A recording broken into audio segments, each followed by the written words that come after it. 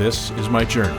Inspired one story at a time, a library of leaders was created. It began as a journey to learn. As time went on, it began to grow. All it needed was a platform, and this podcast was created to listen, to inspire, to share. I am a storyteller, and this is my journey.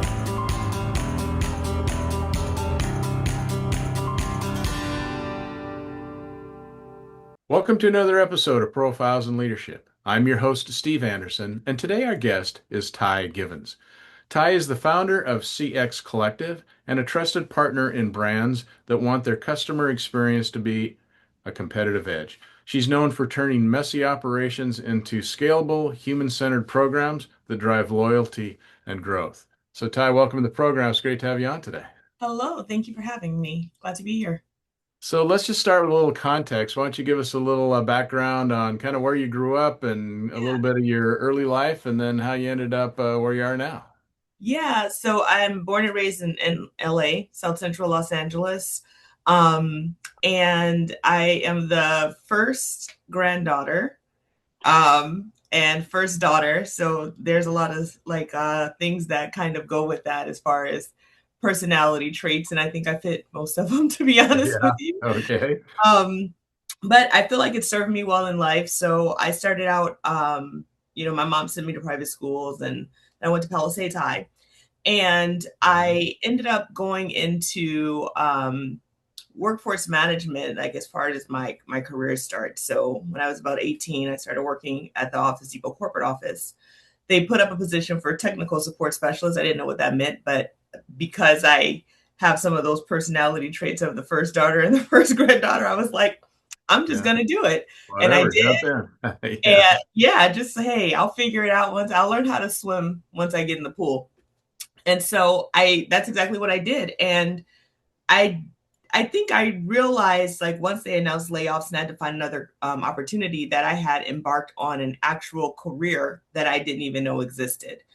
And so I literally, since I was 19 years old, actually, to be exact, I've been in contact center or support operations, and navigated my way through other larger companies like Home Depot, Herbalife, Intuit. And Intuit, the company that I was with, was actually acquired by Intuit, so it had a small business feel. Okay. And I really like that because I got to build things, and I'm a builder, so Yeah. love that. Decided that I wanted to really work in startups after that. So went on to like run support for Shoe Dazzle. Ended up going back to a larger company like C's Candies. But long story short, about 10 years ago, I decided I was going out on my own again because I've got a lot of audacity. I just try things. Yeah. And here I am 10 years Yeah. later. CX Collective is thriving and I feel good about it. So, So tell us a little bit about, so what does CX Collective do? When you have clients, what are you doing for those clients? yeah, the simplest way that I can put it is we help businesses help their customers. And I know that that sounds very broad, but I think on the surface, most people think that customer support is really just picking up a phone call or replying to an email. There's a lot more that goes under the surface there because you're dealing with people, and that's a wild card. So some of the things that we do might include help a business modernize. So if they have been around for a while or they just don't know about the new technology. I mean, AI is a hot thing, of course, and we can actually work with them to put in an AI strategy that feels personal and right to them. We also help companies that haven't even gone to market yet build a support operations from the ground up that will scale. And we're not an outsourcer, meaning that we're not the actual people who pick up the phone calls or reply to the emails, although we will do that for a short period of time during beta launches and soft launches and things like that. Mhm. But we are the people who are going to build a foundation that you can scale from. And that comes from my Fortune 500 background and then my love for startups. So I try to give the startups what the big companies have Yeah. on a different budget. Okay. Yeah, interesting. So tell me a little bit about, so you're in the corporate world, pretty comfortable, I would assume, making decent money. Yeah. And then you jump off the cliff and you start your own business as an entrepreneur. Tell me about why you did that and what did that feel like at the time? So I was working at Thrive Market, and I worked really, really, really hard at Thrive Market. I can't say that I always worked super smart, but I worked really hard. And I decided that I don't want to work that hard for anyone else, only for myself. Okay. And that is what made me step out and decide to do something different, because when you work within a company, you're subjected to the company culture and the company norms. And I'm not a person who really conforms very well to um, company cultures. I'm kind of like my own person.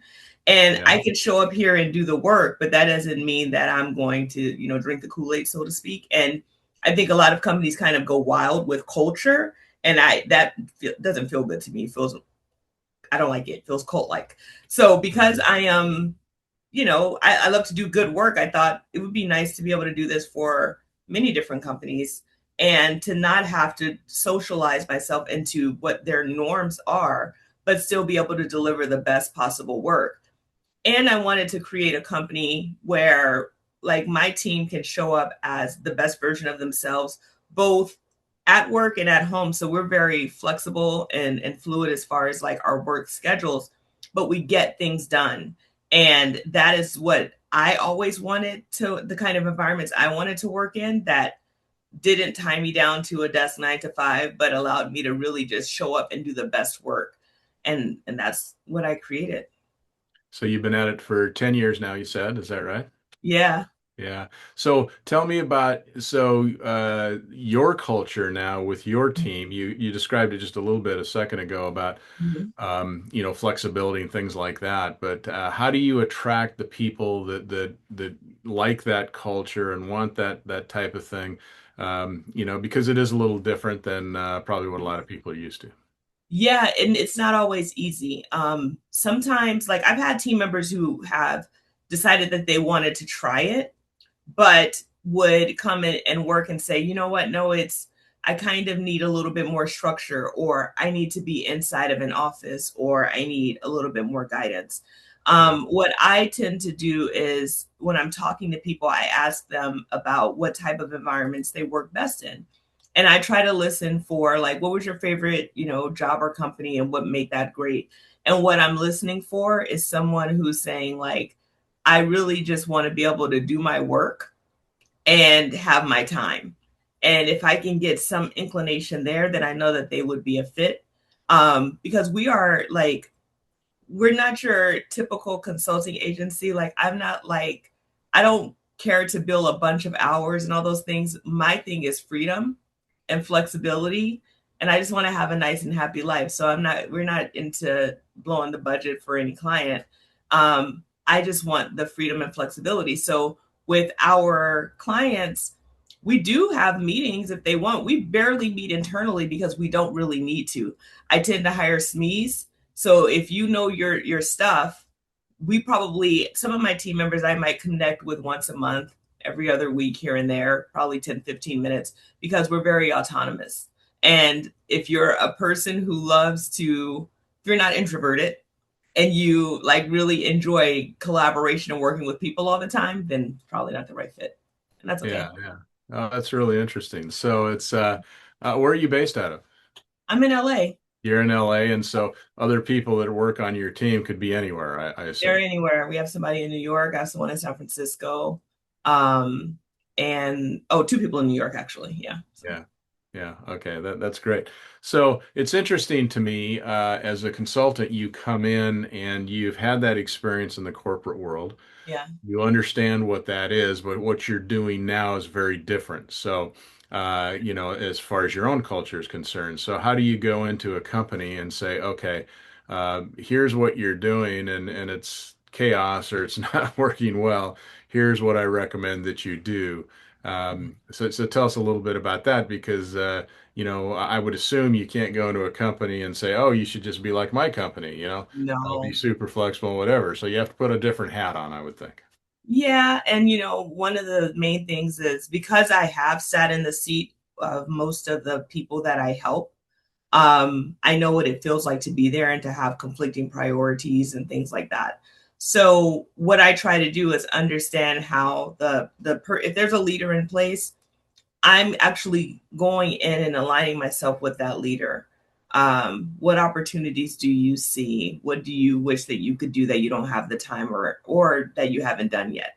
Like I'm trying to understand how they're working because you have to imagine that if you're a director or a manager or VP or whatever of customer support, and then your C-level marketing person or ops person says, we need to bring in this consultant, that makes you feel like you didn't do something. But what I understand is that it doesn't necessarily mean they're not doing something right. They just may not have the capacity to do it, or they may be afraid to say, I've never done it. And so my goal is to go in there and understand, like, I know what the company wants, but then I'm going to be working with you. So, like, what do you want to get out of this? What can we help you build? And really about propping them up and making them look good more than anything. I don't, get into the culture, if you will, of the company, meaning that I don't try to impose how we operate on them. But what we do is before we get contracted, we're very clear about how we operate and how we function. So we have standard business hours, meaning that we're going to be replying to you and engaging with you at a certain time. But we do schedule our work a week out. So getting an ad hoc meeting on a Wednesday morning, calling in on Wednesday and saying, hey, can we meet today? You might get someone, but you may not. It really depends because Wednesday might be allocated to another client or we're already working on something or whatever that may be. So when it comes to the clients, it's really about being very clear, going in and understanding how they're working today, helping them to communicate the opportunities that whether they see it or they don't see it, but delivering it in a gentle way that doesn't feel accusatory so that they understand that we're here to help. And then we try to put a plan around that and involve, whomever wants to be involved as much as possible so that they can have the outcome that they want. So when you come into these companies to help them, are you more systems oriented where you're putting systems in place and doing that, or are you more leadership message oriented, or both? It's both, but what's fun is that so when I first started, so 10 years ago, CX Collective was called the Workforce Pro because I did workforce management and I thought, oh, people will like that, but nobody got it. And so that didn't work. But Okay. what did work is working on their system. So for example, we're help desk agnostic, meaning we'll implement any help desk and we'll work on any help desk. But I mean, obviously, in the space that we're in, there's like the Zendesk and the Gorgeous and things like that. They're pretty much they have the most clients that we work with, and so a client or a customer or they'll understand that my Zendesk isn't working the way that it should, or Zendesk isn't giving me XYZ. That's what they'll say. But by the time we get in and understand what's happening, it's not necessarily the system, it's the process.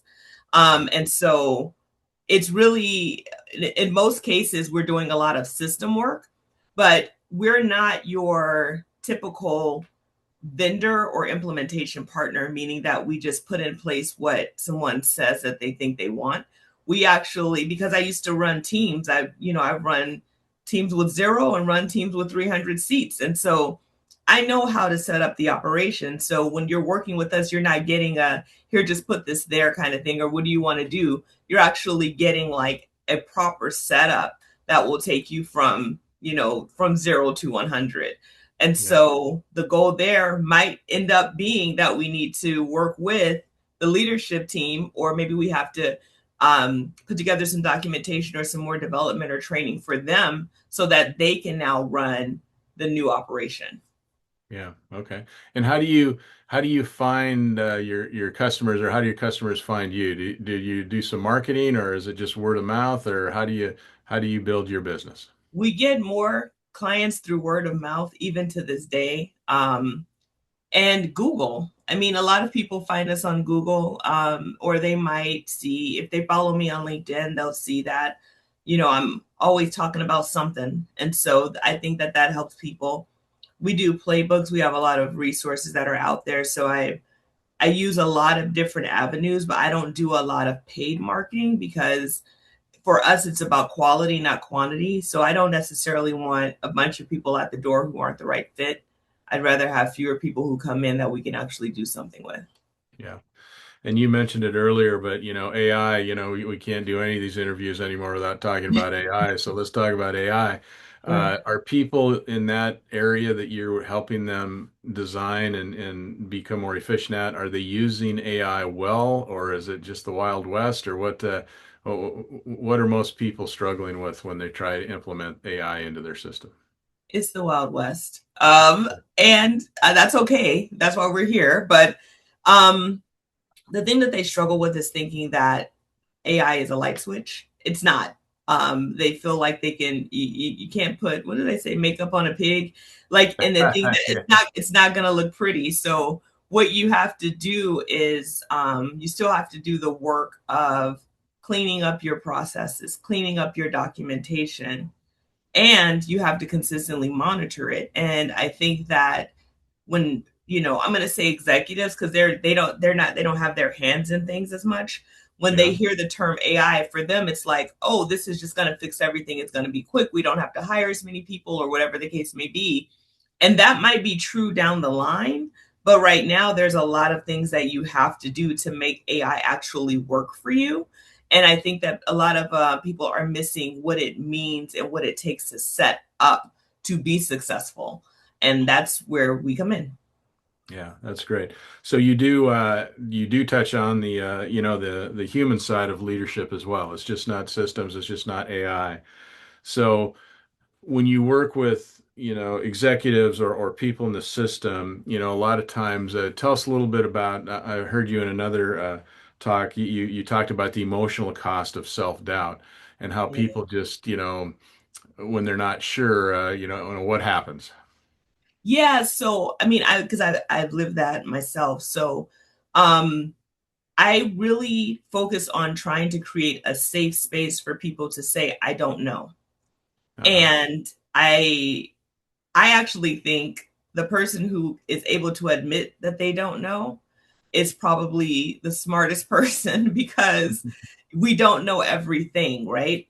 Yeah. And but in support, and again, I've only been in this world, so if it happens everywhere else, I believe it. I just haven't seen it because I haven't lived it. But in our world, what happens is a lot of times you have a frontline person who's really good with customers who then gets promoted to manager. So now they're in the manager role, they're making more money than they ever have.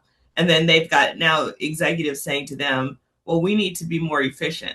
They don't know anything about efficiency because they were a rep and this might have been their first job. So they don't know what to do.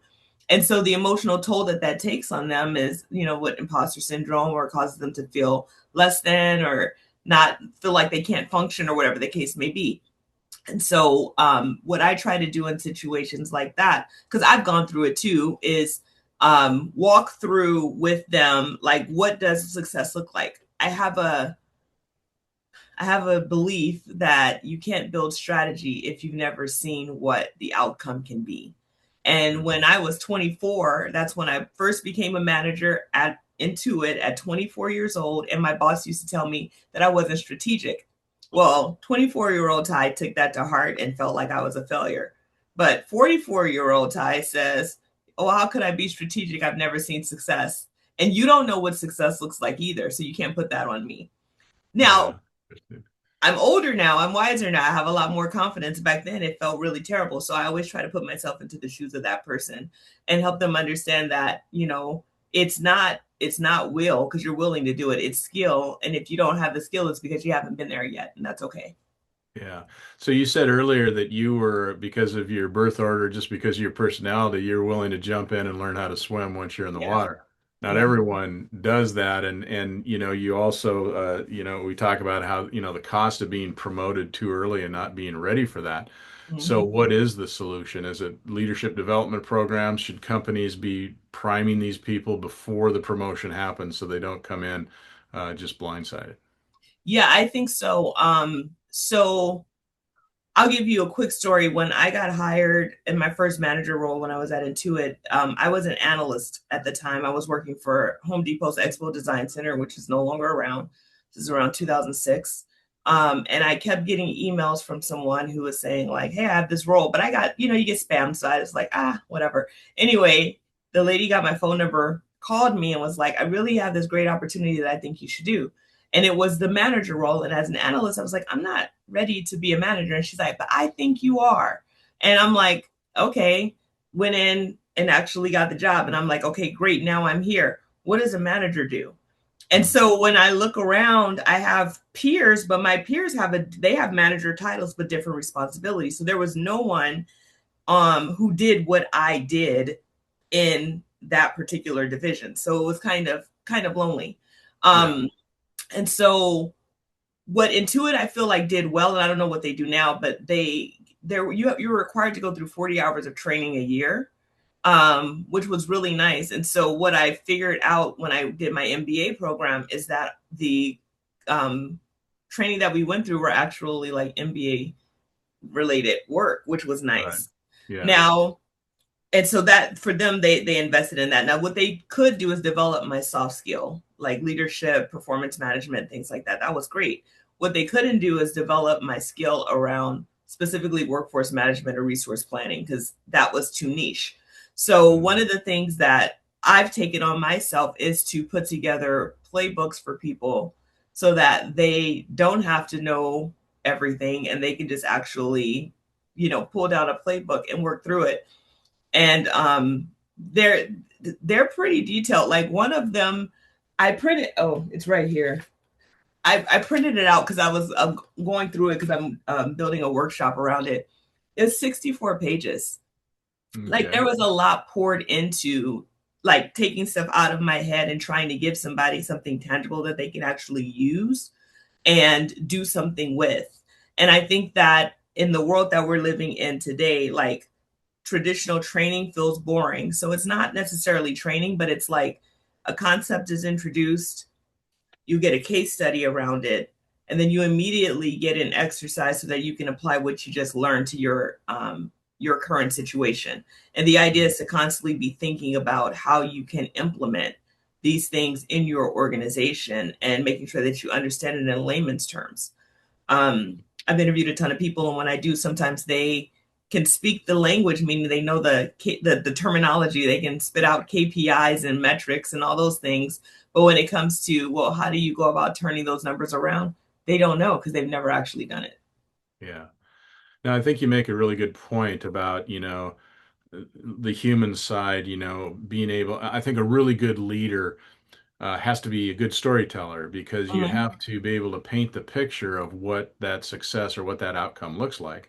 And Yeah. if you can do that, then you can help people see what they're trying to go for, whatever. If you don't do that or you don't take the time to do that, it's easy to just spin your wheels and do things that you know how to do, but yet what's the point? Because what's the goal? What's the mission? You have to understand that to really make a more positive effect for yourself and for the company.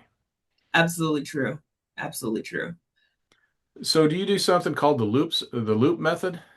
Yeah. Yeah, So, I do. tell us what the loop method is.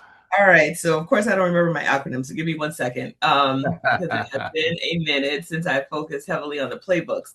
Um, but I'll tell you because what I did, I came up with it because I wanted to um again, it's kind of like what I mentioned with how I present the courses themselves. I wanted people to have a way to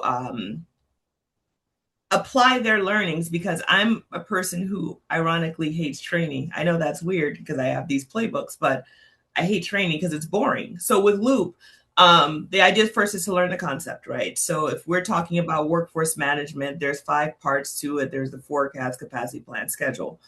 Um, Tracking and then reporting and analysis. And so that sounds fine, but it's like, okay, so what does that mean? So we take you through the concept of forecasting and what does that mean? And, trying to figure out the right methodology that you should use internally to predict your workload. And then the next thing is observing it in action. So that's the case study piece.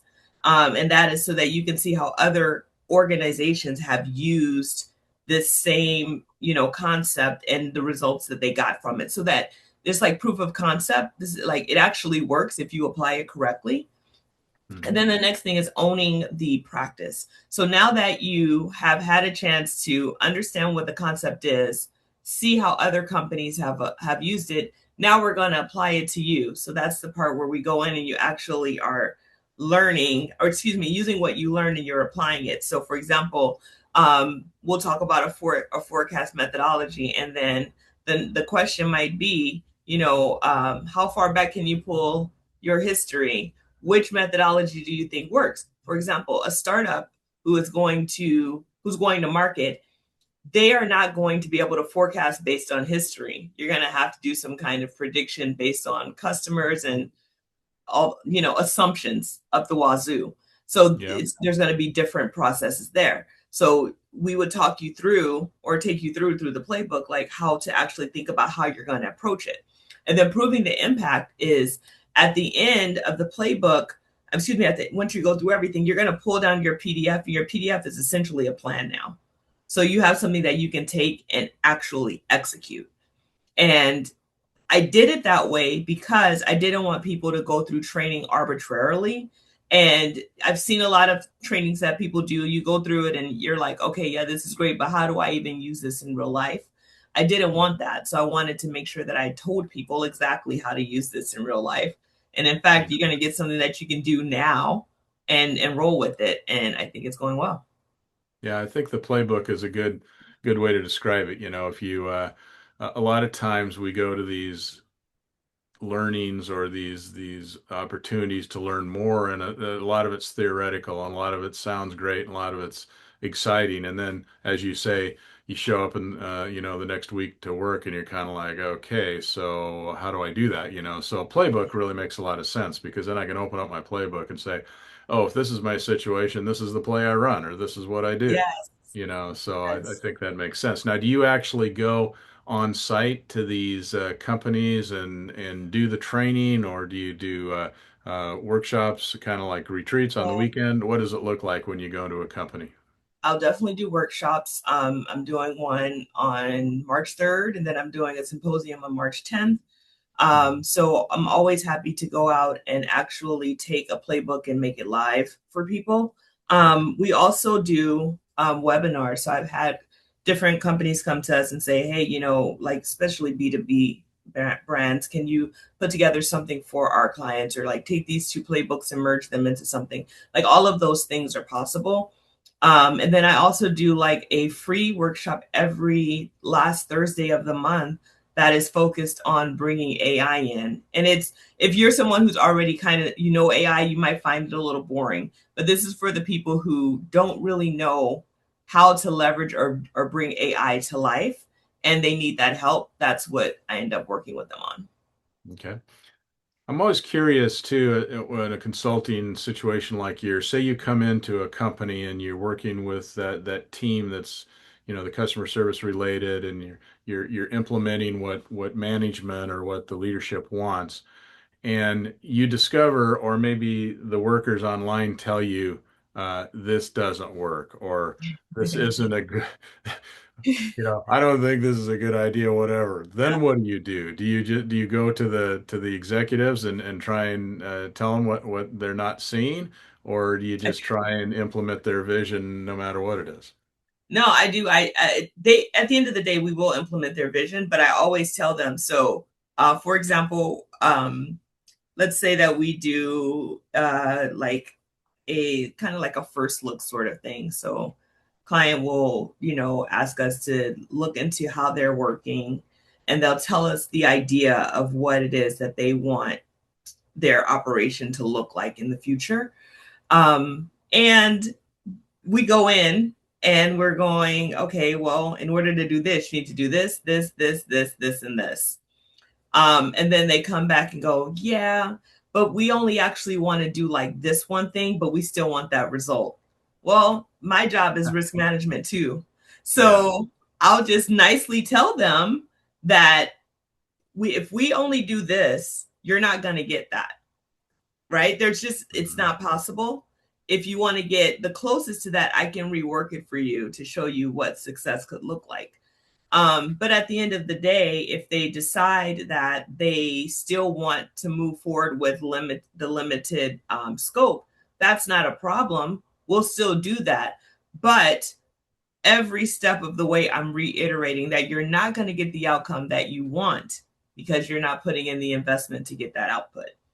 And Yeah. so that happens more than you know because everybody wants everything for as little as they can pay. And I get that. But at the end of the day, like we're working to live. So I have to make sure that my team is compensated fairly for their time, which means that I have to charge a certain rate. So Yeah.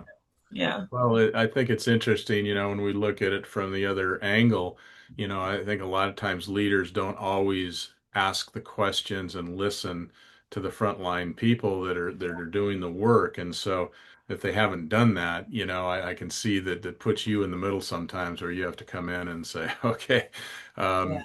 I hear what you're saying, but this isn't realistic. And then you risk losing the job when you do that probably too. Yeah, I've been very fortunate. Our clients really like working with us, and I'm grateful for that. One of the first time I got the consulting like bug, so to speak, was in my late 20s when I was added to it. And we had a consultant come in. Her name's Tracy. Hi, Tracy. I have to tell her to listen to this. Um, and Tracy and I are still friends to this day, which is kind of crazy because that was 20 years ago now, but we're still friends. So she when there were I've always had good ideas, like things that I wanted to bring to life, but because I was 24 and a first time manager, I didn't really understand the storytelling aspect, how to tie the request back to revenue. I didn't get any of that stuff. And so what I would talk to Tracy about, because they hired a consultant to come in. She was a consultant for the workforce management tool we were using. But I was telling her, I want to do this and I want to do that. And she's like, these are all really good ideas.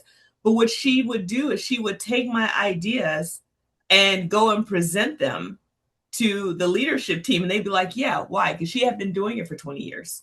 Yeah. And so that's why when I work with a client, I'm going to the manager because I learned that from her. What is it that you're trying to do? Because Yeah. I don't need to shine here. You need to shine here. So let me help you stand Yeah. up. Yeah. No, I think it's a good message that, really great leadership, is equal parts process and people, Yeah. so you need to, it's just not about let's implement this process and everything's going to be great. You still No, need the people to do it. You need the people to drive it. And more importantly, you need the people to believe in it. 100%. Yeah, for sure. So, uh, and it comes back to too that same concept, kind of efficiency without empathy, really Mhm. doesn't work. You need to understand what people are going through and help them, solve the problem, Yeah. and have some empathy as to what they're dealing with and how to do it as well. Absolutely. Again, I go back to like a lot of times I center a lot of the programs and services and things around different pivotal points in my career. So like when it comes to the efficiency without the empathy, I think about when I was in my 20s at Intuit and remembering what it was like to have a boss who didn't even understand what my work was because they had never heard of that particular function, but was still trying to manage me through outcomes. And what that felt like was nitpicking at the colors that I use on a spreadsheet, which is mentally just Yeah. draining, right? Like we can't talk about the actual work. Why did I use purple? I like purple. I don't know. And then so I had that, and then when I was at Thrive Market, they grew so fast. I'm talking from when I came in, I was head of the support team. I was the seventh person, so I had a team of six, and then that team grew to 130 people in 9 months. And in that time frame, like a lot of times people feel like, oh, if I join a startup, that's going to be a really good place for me to build my career. And I'm like, yeah, but not a hypergrowth startup because hypergrowth startups need people who already know what to do. And I think that one of the biggest mistakes that I made at Thrive Market is that I didn't always have the right people in place to help me scale and grow. I was trying to give opportunities to the resources and the people that were already there. And then I also made, some bad choices along the way. But the reality is that it in when I built CX Collective, I built it with some of that stuff in mind. So like I built CX Collective to be that partner where like I got a call yesterday from a company they are launching in April. Okay, so for context, y'all, it's February 19th. They're launching in April, and they hadn't thought about their support operations setup yet. So they find us and they're like, "Can you guys do this in 5 weeks?" Yeah, because we already have a built out sprint that we can just run to get you going, right? But that comes from me being at Thrive Market and Thrive Market growing like crazy and me not having the resources that I needed to be successful. So I tried to solve all of the problems that I went through throughout my career and like put something to it, because these are things that I Googled when I was in the seat saying like, is there anyone who can help me with this or how do I find that? And so I created it. Yeah, I think that what you're talking about there is experience, and I think experience is extremely important. A lot of times people want to pay for things and they don't understand that, one of the things they're paying for is experience, what you've gone through, what you know. It's not always the shiniest thing or Yeah. and it doesn't have to be the way it's always been type of experience. It has Yep. to be, no, I've lived this, I know this, and this is what I'm paying for. And a lot of times within the consulting world, people I don't think they give enough uh, credit or enough focus on that experience is invaluable. Yeah, I think that in like, so for example, if someone reaches out to talk to us about a project, they're going to talk to me. And I don't know that a lot of consulting agencies will actually put you in touch with a person that's going to be running your whole program, but that's how it works here. And because of that, you have all these different layers. So you schedule a call. The person that gets on the call is like doing intake. And then once they do intake, they're like, oh, I'm going to pass you to a solutions person. So you have this long, crazy process to just get something going. And I think that mentally, what that says to a potential client is like, I'm going to be paying all these people to get to where I need to be. And oh, by the way, now I'm in an hourly engagement. And with this hourly engagement, I'm going to be paying all of this money. I've been working a lot on packaging services so that clients can manage and manage their own budget. So depending on what they want to do, it's like it's a flat rate for this. These are the things we're going to take care of, but these are the things that are out of scope. So if you want to do these things, that's an amendment. But if you're okay with the package, we can roll that out for you, and we can do it in a short amount of time because we know how to do these things already. Right.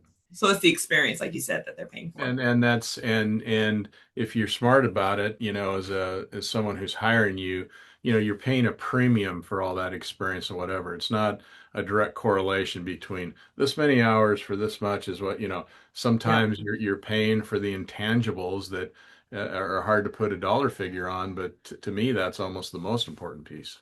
Yeah. Yeah. It's like I always there's this quote from Warren Buffett, price is what you pay, value is what you get. Yeah, exactly. And when I work with clients who try to negotiate pricing, I'm like, hey, our pricing is really, really fair. Like, I know agencies who do a fraction of what we do and charge far more than what we do.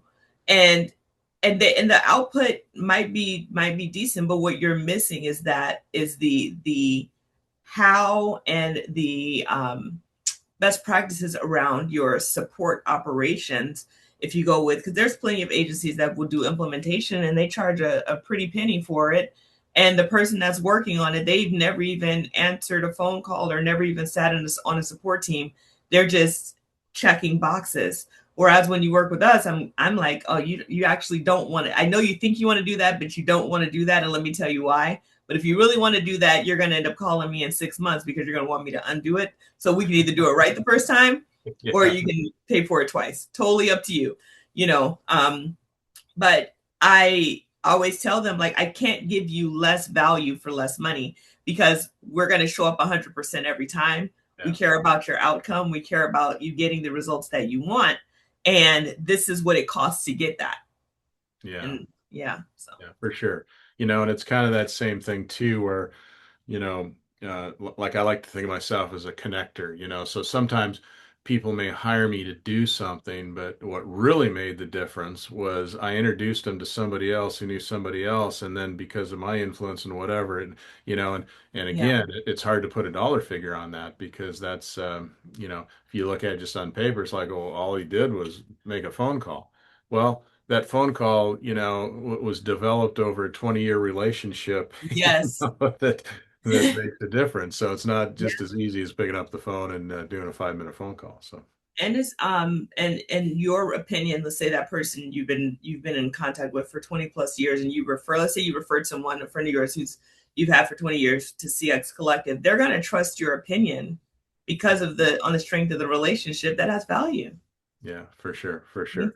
So talk a little bit about too, when we talk about technology, whether it's AI or whatever the technology is, I think some people make a mistake, but you can't make people fit technology. You have to figure out how technology fits into the people. So tell us Yeah. about your theory on that since you're dealing with both sides of that. Yep. Okay. So a lot of companies will go and buy a solution, a technical solution, because they're told that this solution is going to fix everything for them. And Yeah, now they're trying to train people up on how to use that solution, and it's not giving the result. When we have the opportunity, what we try to do first is understand the process. So just a couple of days ago, someone asked me, "Do you like which help desk do you recommend for us?" I don't have a recommendation yet because I don't even know what you guys are trying to do. Right? yeah, Most people just expect you're going to say you should do this. No, that's not how I work. My thing is, what are you trying to do? What's your budget? There's a lot that goes into that, and then I can give you a recommendation on the ones that I think are going to be best for you. But yeah, if we're going to implement it, we're looking at your process, and then we're building the system to fit your process. So if you have a process in place in the wrong system, then nothing from nothing leaves nothing. You're going to have to adjust. It's not going to work well. So we try to bring those things together. And then we also teach people how to use and leverage the system, but we try to do it from a perspective of helping them um, think through things in a way where they understand. And a quick example of that, when I was 18, got hired at Office Depot, my job was to answer phone calls because that's all they had at that time, right? yeah. And I believe I was one of the worst customer service representatives by phone. I don't think that that was my calling at all. And part of it was because I didn't understand that I represented the brand, right? Yeah. When someone called in and they were like pissed off about pins, I took that personally. Why? I didn't pack the pins. Like, I work at the company, someone mispacked their order, they're upset. I didn't have the maturity to have the empathy for that particular situation. And Yeah, so what we try to do with our clients when we're like rolling out a new system is help, or even a program, a training program, but help the team understand why we're collecting this. So for example, we roll out a new help desk implementation and we need them to start tracking and tagging contacts. A lot of times support people just kind of want to skip over that. Many times it's because the list to the list that they have that shows the options for why people are reaching out is 30 some odd long and they don't feel like going through it. So they just keep picking the same ones over and over, as an example. So we fix things like that. But when they go through their list to like tag or categorize whatever people are calling about, I'm telling them the reason why we're asking you to do this is because we're going to use this for reporting purposes. Because we want to know, like, hey, if someone's reaching out for order status, we really can automate order status. And if you're spending 5 minutes on an order status ticket and we can actually automate that process so the customer can do it on their own, I can turn that 5 minute handle time based on that, 100 contacts into dollars and revenue that shows, why we need to invest in this. So if yeah, you bring it to them in a way where they're a part of it, then you're going to be in a much better space to get the outputs that you need. And I think that that part is missing. And I think a lot of times the companies will drop a technology in and then they want everybody to just get on board. And then there's still these expectations that the team is performing a certain way, but they don't actually have the tools or resources to do it. yeah. Yeah, they miss the crucial step, which is kind of leadership 101, which is they have to understand the why. If Yeah. if they don't understand the why, then they're just doing things because they're told to do things. And like you said, when you were 18 years old, you didn't understand the why of what Yep, you were really doing in that position, and you were just trying to deal with, the way you perceived it. So I exactly. think as always, as a leader, I think you really have to focus and make sure your team understands the why and be transparent about it. Definitely. Yeah. So, Ty, in anticipation of our discussion today, we've talked about a lot of things, but what haven't I asked you that you want to be sure and get in the program today? Um, let's see here. You asked me why. That's important. Why I started CX Collective.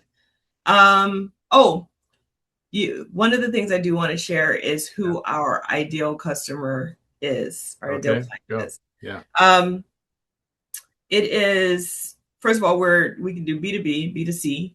We also do B2B2C, because that's the thing too. Yeah. And we work with ecom, we work with SaaS, we work across the board. I love a pre-launch startup, but that's just a personal preference because those are fun, Yeah. right? That doesn't feel like work at all. But we also work with companies that are established, that are growing and changing and trying to modernize. I have considered going enterprise again, which will kind of take me back into my, Fortune 500 days. And that may be something we do down the line. The only reason why I don't do it now is because one of my favorite things is to see results. And in enterprise projects, it takes so long to see them.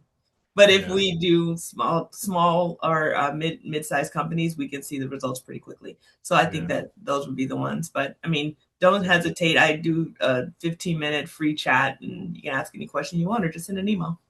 Yeah. Awesome. Awesome. Well, at this time in the interview, Ty, I always ask my guests the same common question. And that question is, in relation to leadership, what is a pearl of wisdom that you could leave us with today? If you happen to be a tactical person, although in certain circles it feels like that is a hindrance, it's actually your biggest win, Mhm. because a lot of people can tell you what you need to do, but they have no idea how to do it.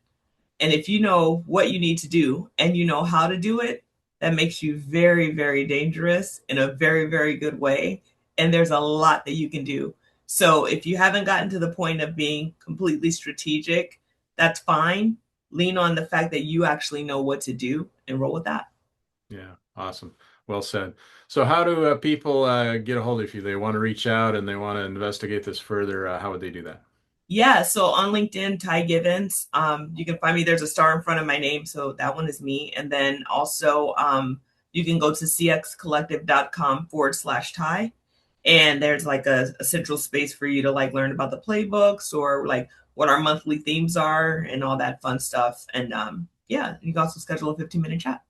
Oh, that's great. Well, thanks for being on the show today. It's good to hear about what you're doing and how you're helping people, do better processes and better ways to help the customer. So definitely needed in this world, that's for sure. So Thank you. it sounds like you found a good little niche and doing well. So congratulations on that. Thank you so much. Pleasure to be Okay. here. Well, take care. It's been good seeing you, and have a good rest of your day. All right, you too. Take care. Bye bye. Bye. Thank you for listening to another episode of Profiles in Leadership. To listen to all my interviews, subscribe to Profiles in Leadership with Steve Anderson on Apple Podcasts, iTunes, and many other popular podcast platforms. Some of these interviews are on video, and you can search YouTube for Profiles in Leadership with Steve Anderson. You can also access the entire library of interviews on my website, orange.coaching.com, and that is orangetheword.coaching.com, and go to the Media Center and click on Podcasts or Video Gallery. You can also enter the website from pilpodcast.com.